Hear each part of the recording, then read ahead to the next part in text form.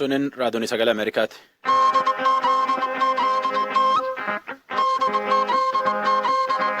Sagantaa raadiyoon sagalee Ameerikaa wixataa Gijimaataa galgala sa'aatii 2:00 hanga sa'aatii 3 meetira baandii 1922 irratti Waashingtan DC irraa sanii dabarsinu har'a kun ammaantan jalqaban.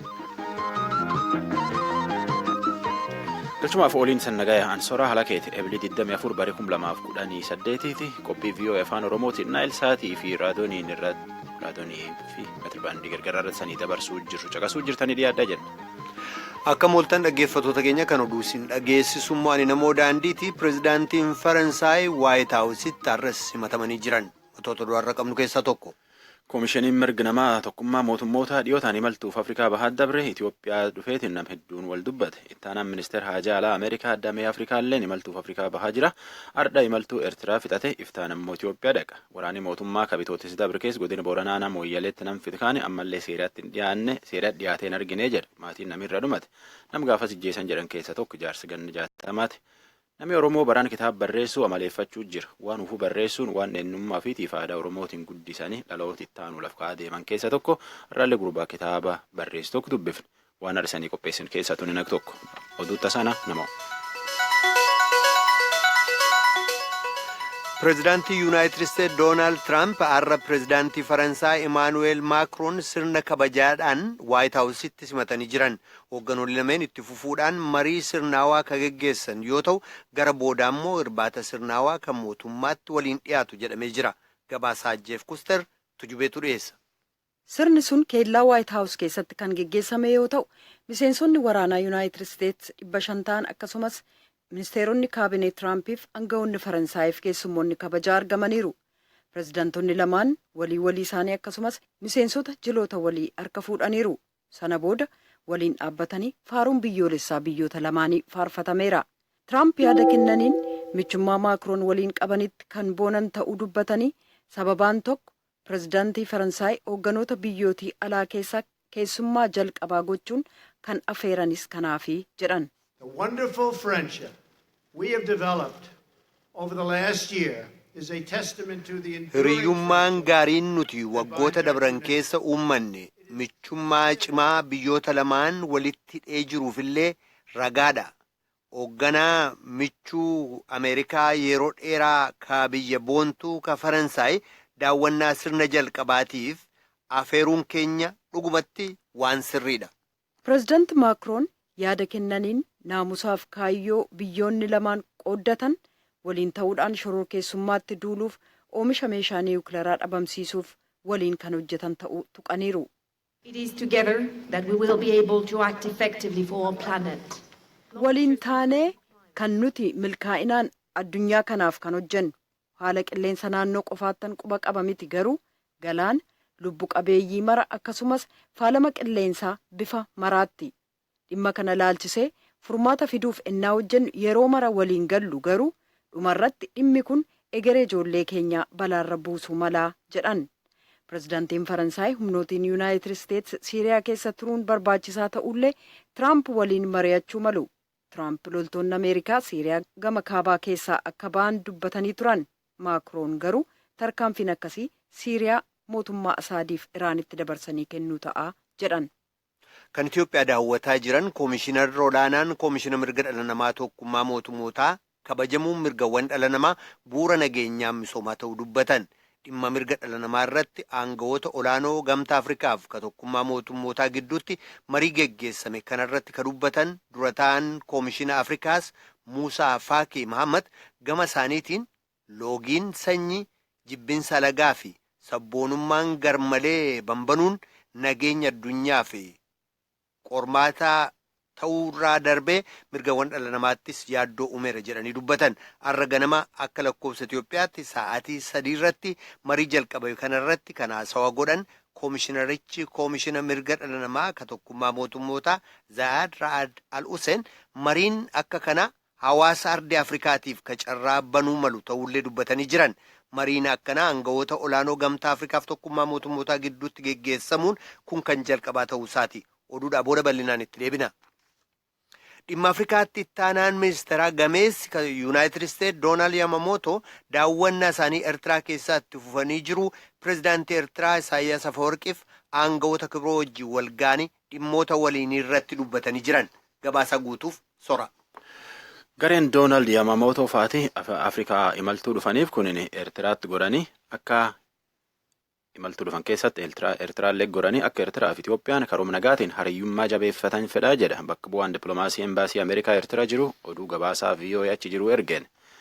Ministeerri beeksisaa Eertiraa Yemaanee Gabra'aabilleen gareen ambaasaaddar Yamamootoo faati imaltuu guyyaa 3tiif Eertiraa dhufanii jedhe Tiwiiterii ofirratti barreessa. Ambaasaaddari Ameerikaa kunin ardhaaf booda immoo marii Ameerikaa fi Jibuutii keessatti waliin qabaatan keessa oola. Marii akkanaa tunin gannum gannaan siyaasa mala bultii qarqaarsaa fi waan nagaa naannoo irratti wal mari'atan. Imaltuutan fixannaan ambaasaaddar Yamamootoon iftaan Itoophiyaatti dabra.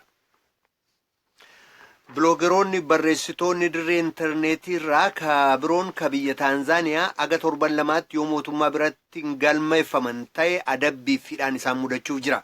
Odeeffannoolee karaa intarneetii tamsaasaman to'achuudhaaf seera ba'eerraa kan madde tarkaanfiin kun hedduu yaaddessaa ta'uusaa gurmuuleen mirga dhala namaa dubbataa jiru. Seerri haaraan Taanzaaniyaa keessatti hojiirra oolfamuuf deemu kun barreeffamootaaf sagaleewwan intarneetiidhaan tamsaasaman fakkeenyaaf kanneen akka tamsaasawwan yuutuubii faatti xiyyeeffatee jedhamee jira. Odeeffannoolee akka hawaasaa jibbinsaa qabiyyeelee kanneen tamsaasaa fafaa qaban kanneen nageenya biyyaatiif yaaddeessoo ta'an ittiin to'achuuf seera kana baafnee jetti. Taanzaaniyaan immoo biloogeroonni biyyattii garuu to'annaan kun sagalee mormitootaa yookaan qeeqxota mootummaa ukkaamsuuf oolfama yaaddoo jedhu qaban. Gabaastota daangaan hin uggurre ka jedhamu gurmuun mirga namoomaas walabummaa yaadaa Tanzaaniyaa keessatti ukkaamsuudhaaf tarkaanfii fudhatame kun jechuudhaan qeeqee jira. Karagaa jirtan raadiyoo sagalee Ameerikaa sagantaa afaan Oromooti.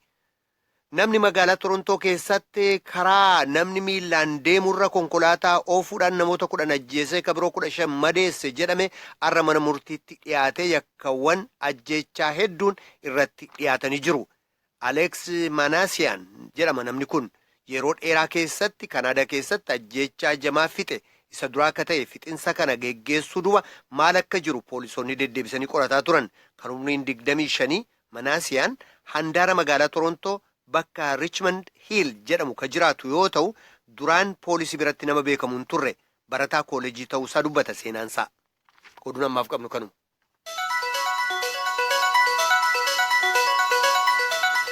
Tamaan caqasuu jirtan tun raadiyoon VOA sagantaa afaan Oromooti meetira baandii 1922 fi 25 irratti nu caqasuu jirtan.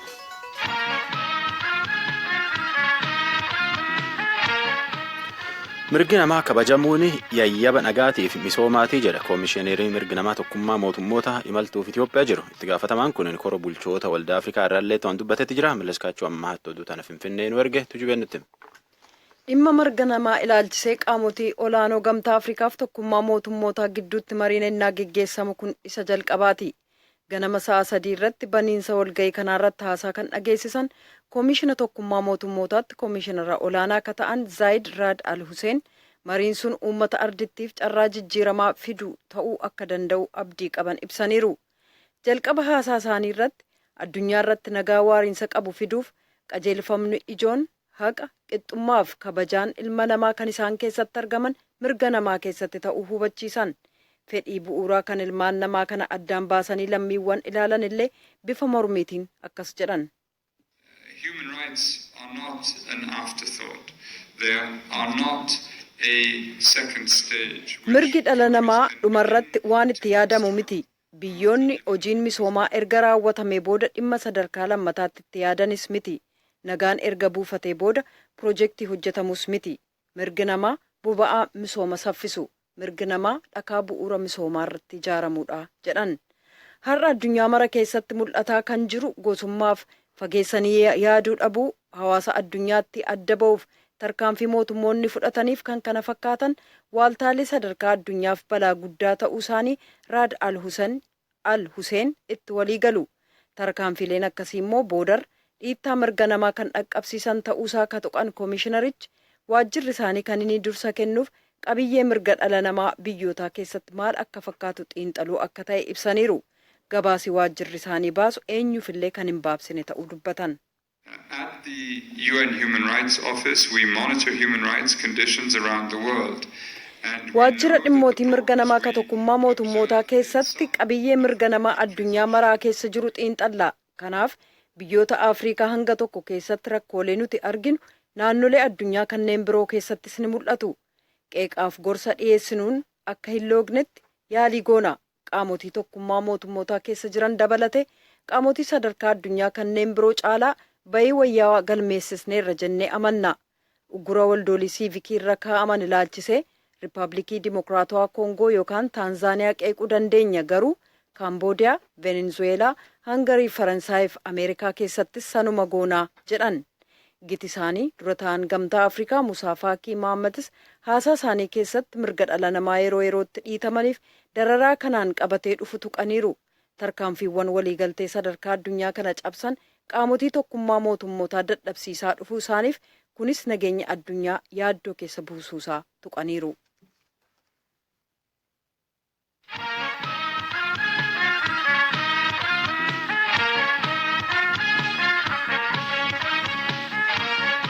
Tammantan caqasuu jirtan tun raadiyoon VOA sagantaa afaan Oromooti. Qophiittaan dabarra. Qophiittaattu dabarra waraanni mootummaa Itoophiyaa bitootessuudhaan bara 2018 keessa godina Booranaa aanaa Mooyyaleetti namfite agammaallee seeratti dhiyaatee hin argine jedhanii himachuu jiran warri Mooyyaleelleen tanum jedha maatiilleen tanum jedhan warri rakkoo tana VOA'tti himatilleen akkuma gaafas namfixaniin akka itti namfixan dhandheetiin waan argine mootummaatti himannee raga baanee jedha. Warri gaafas itti himatanillee ni qaame mootummaa jechuun raga dabalataaf isa yaamnaa nuun jedhini agardhaallee homa nuun hin jennee jechuu jiran wajjiri haqaanaa Mooyyala immoo warra namfixi kana seeratti dhiyeessuu fi bulchoota mootummaa naannoo Oromiyaatii fi ministeera raayyaa ittisa waliin hojjechuu jirraa jedhanii jedha. Galmoo Daawit oduu Naayiroobii nu ergatti. Ajjechaa lammiilee nagaa miseensonni raayyaa ittisa biyyaa bitootessa 10 bara 2018 Mooyyaleetti geessaniin booda qaamni biyya bulchaa ture bulchiinsi Command Post Secretariat miseensota raayyaa ittisa biyyaa gochaa kana raawwatan jedhe 5 to'annaa jala oolchuusaa beeksisee ture.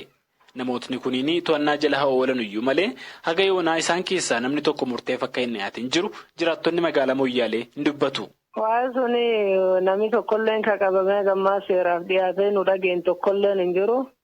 Ammallee akka aanaatti illee namni tokkolleen ka waan sun duraanii namsu seeraaf dhiyeessinaa jedhanii dhaabbii hulleen ka itti namni tokkolleen hagamma wanti hordofuu jiru yeroo baay'ee hojja qeerroon deebitee gaafii kun wanni kun maaliif jirti jettu beekaa hordofne sanii bilbilaa rakkoon qabdu warri seeraaf hin dhiyaataa jedhan malee hagammaatti wanni seeraaf dhiyaatan tokkolleen hin jiru.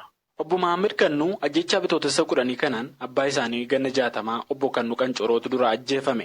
Amma gaddarra akka jiran himanii abbaayeen isaanii erga raayyaatti isaan ajjeefame aangawootni mootummaa dhufanii akka waan takka isaan hin gaafanne dubbatu. Waan akka malee hamtuun na dhaga'amu hojjaa akkan taa'etti ilaaletti akkan bal'isee yaadatti hin jiru. Waan bakka dubbachuu hin danda'u yoo ta'u dhayyu bakka. Sila mootummaan gama wanneetiin nan bira dhaabbatee wanne jechuun tokkollee yoo maayyuu hin garree.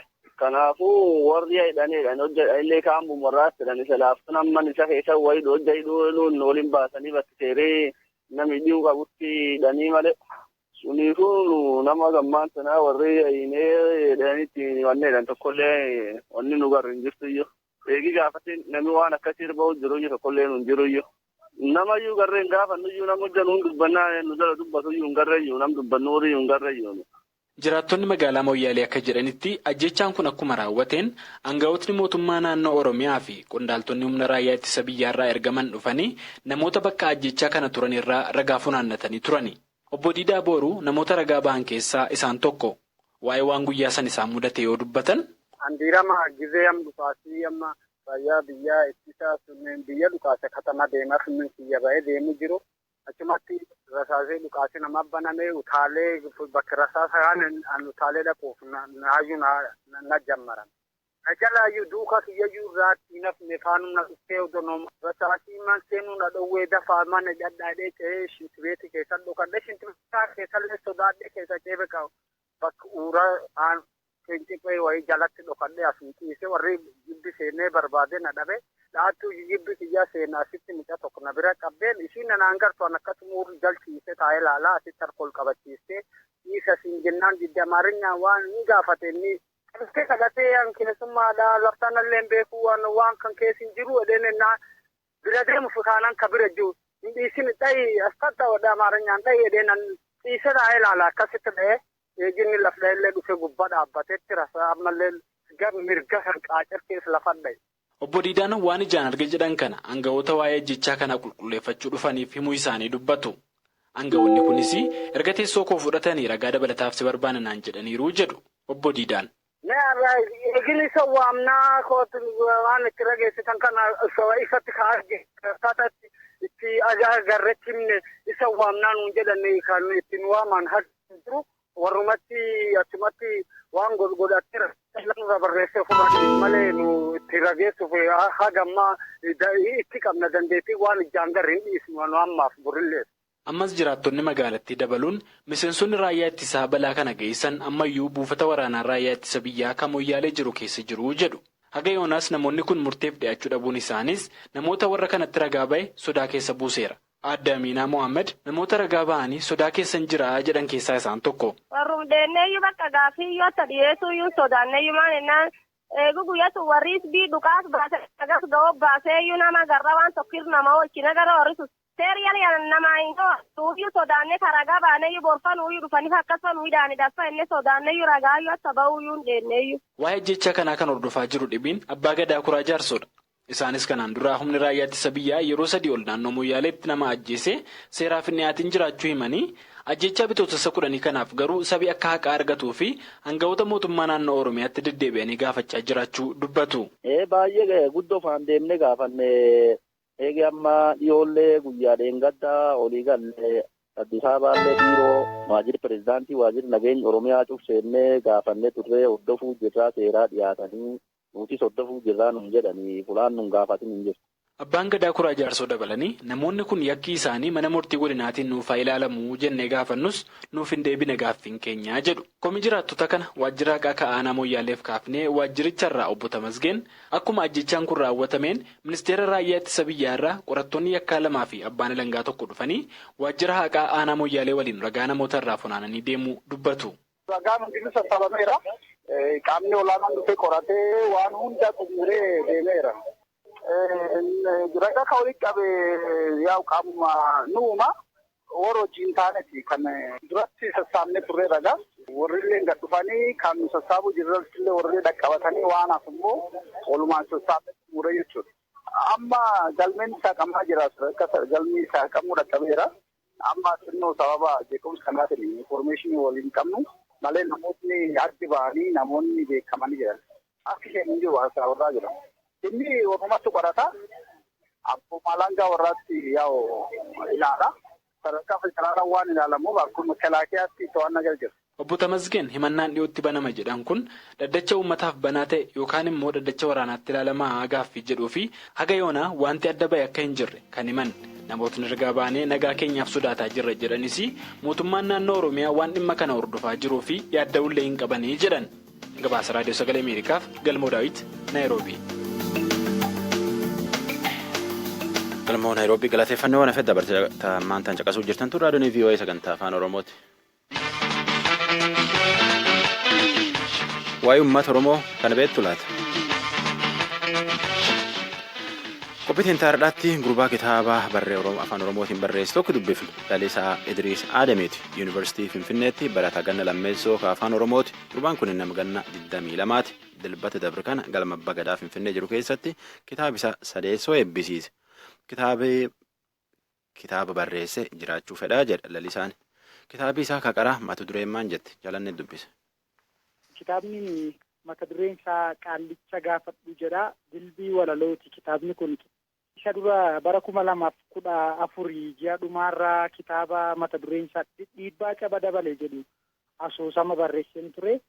Ergasiis bara 2016 ammoo kitaabuma asoosamaa mata dureen isaa galfata jedhu barreesseen ture.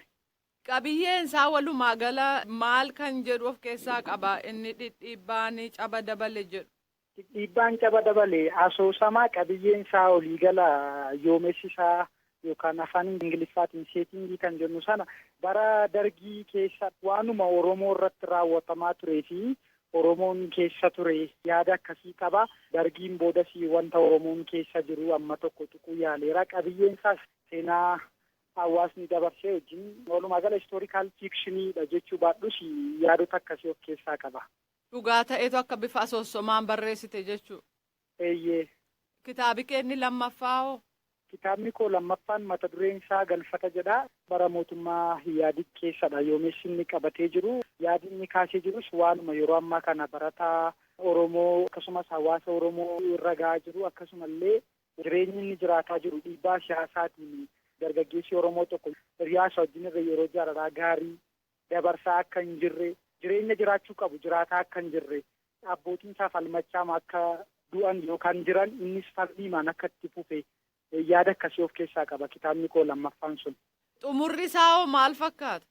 Xumurri Galfataa yoomessi isaa biyya alaa Waashingten DC'tti dhuma. Yaadi isaa yaaduma dhugaa hawaasa keessa jiru bu'uureffatee dhimmootuma namoonni keenya baqatanii deeman erga baqatanii deeman immoo as deebii dhaban as keessaa immoo namoonni biroo gaafa dhaqan gara biyyaatti akka isaan deebi'an biyyi sun akkuma gaafa isaan ba'anitti akka jirtu dhaamsa akkasii dhaameetu xumura kitaabni sun. Egaa inni sadaffaan dilbata eebbisiiste sun mata dureen isaa maal? Kitaabni koo sadaffaan kun akka warra duraa asoosama miti. Dilbii walaloo jedheen moggaase kuusaa walaloo jechuudha. Walaloowwan gaggabaaboo akkasumas dhedheeroo giddugaleessa illee ta'an ni qaba. Walumaa galatti walaloowwan mata duree 44 qabutu keessa jira. Walaloo kana mata dureewwan keessa jiran kan ati yaadattu hamma tokko maqaanaa dha'uu dandeessaa? Eeyyee nan yaadadha. Fakkeenyaaf sarwala kan jedhu jira. Mukni qottoo maal balleesse kan jedhu jira. Godaansa jaalalaa kan jedhu jira. Abaabookoo kan jedhu jira. Walaloowwan jecha kamtu si ibsa kan jedhus jira. Walaloowwan kun 44 isaanii yaada adda addaa amma danda'ametti uumamaa fi nama gidduu waan jiru irratti xiyyeeffadhee barreesse.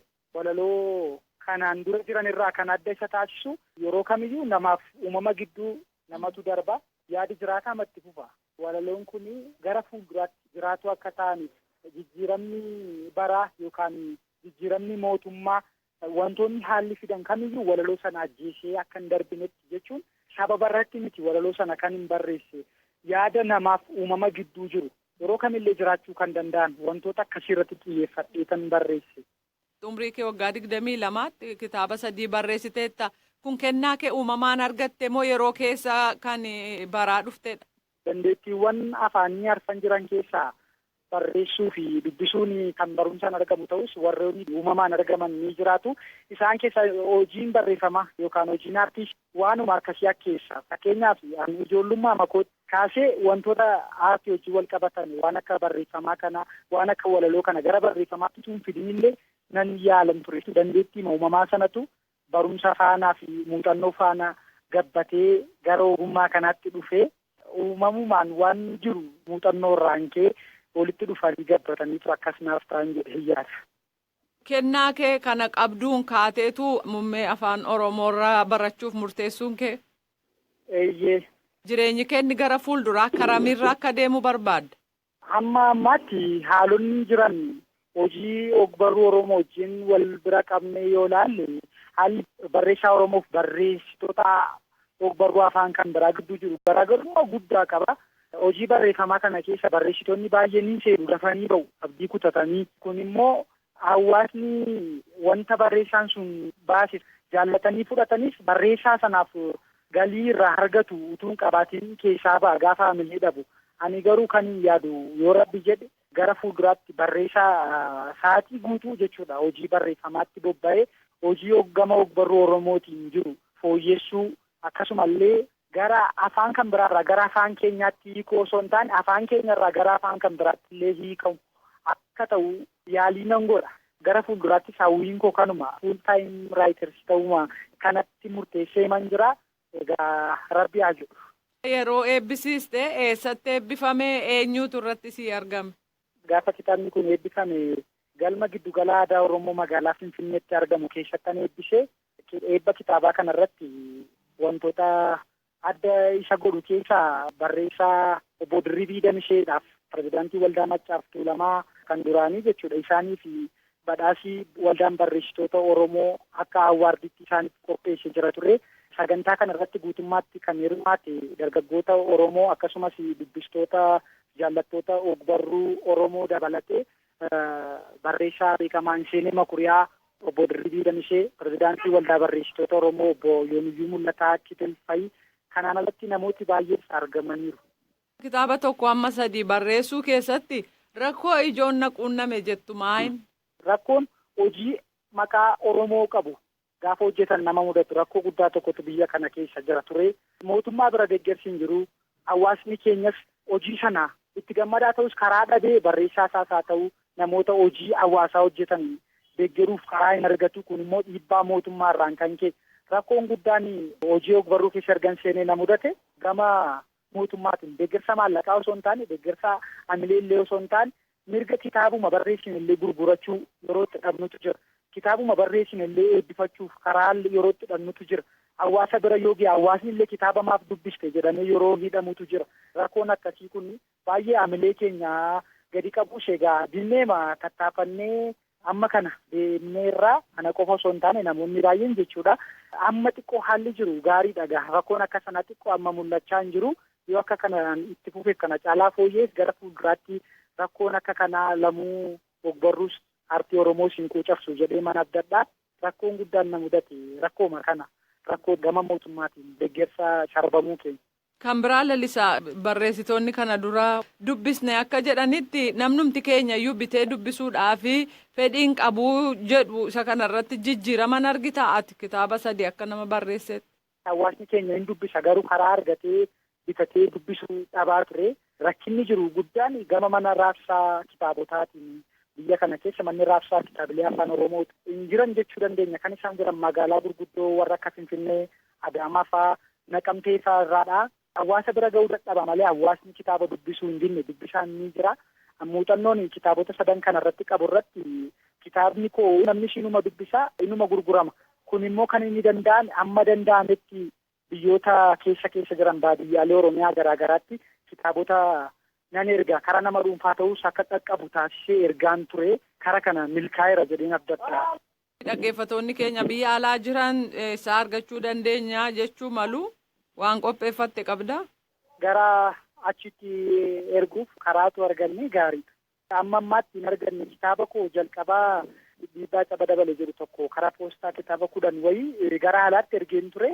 Naa gurguree qarshii xiqqoo tokkos hiriyaa kootiin naaf deebisee ture. Ergasii asoomaa kitaabuma keenya karatti achi qaqqabsiisnu hin arganne. Hayyoonni keenya baay'een achi jiru. Yaadumallee fudhachuuf isaanis muuxannoo nuu laachuuf nu gorsuuf nu qajeelchuuf karaatti isaaniin kitaaba keenya qaqqabsiisnu homaayyuu hin qabu. Dhaamsi ani qabu walumaa gala uummata Oromoo biyya keessa jiruun waan keenya kan guddifatu numa malee deeggarsa eenyuun iyyuu kan Oromaas ta'u kan nama dhuunfaa qaama alaa eeguur amma humna keenyaa yoo tattaafannee lafa ogbarruun saboota kan biraa kamiyyuu ga'uu dandeenya. Dubbisuun waa baay'ee tolcha. Namni dubbisu hin barreessaa, namni dubbisu waa hubataa, namni dubbisu amma sadarkaa bulchuu danda'utti ga'a. Kanaafiyyuu haa dubbisnu dhaamsa jedhuun qaba. Namoota barreessaniifis immoo dhaamsa ani qabu. Afaan Oromoo haa kabajnu. Waan gaarii waan ija qabu tokko barreessinee hawaasaaf haa qaqqabsiisnu. Yoos ogbarruu kanaafis gulantaa tokko ol dabaluu dandeenya dhaamsa jedhuun qaba. Barataa Lalisaa Indiris deebinaa laattee fi hedduu galatoomi baga gammadde. Baay'ee isinis guddaa galatoomaa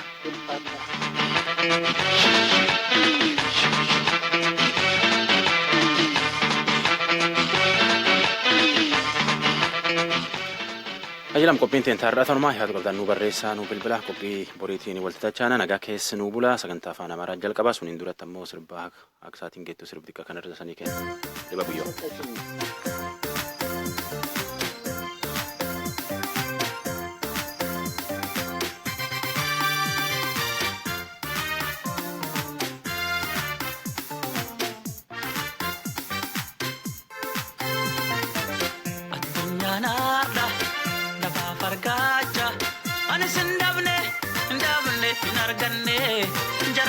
Malimaan addunyaan arda lafaa fargaacha anis hin dhabne hin arganne jarana kee malimaan.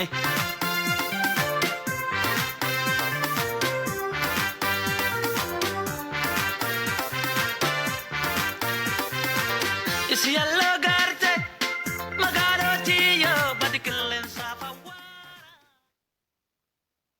Voice of America.